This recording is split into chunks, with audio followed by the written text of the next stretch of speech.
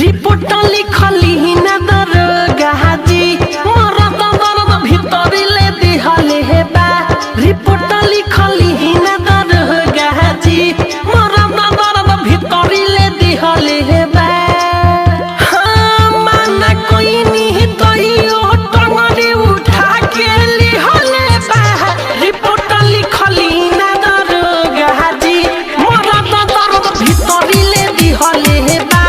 Report लिखली ना दरगाजी मोरा दर्द भीतर ले दिहले हे बा। सुमन मोहित रिकॉर्डिंग स्टूडियो दिल्ली।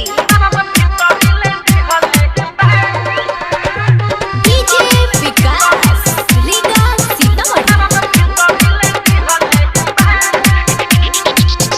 अरे अचके में हम हरे कोमर पकड़ के अचके में मोर कोमर पकड़ के दिले हूँ चाई उमाई उमाई करे लगनी गोइनी हम डेराही।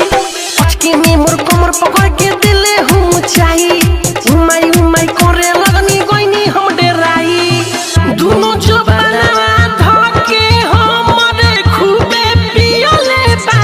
रिपोर्ट लिखली ना दरगाजी मोरा दर्द भीतर ले दिहले हे बा।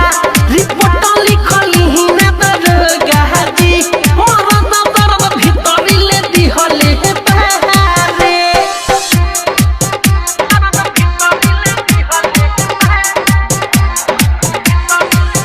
अरे पियावा के नाम अरे ब्रिजेश बिहारी।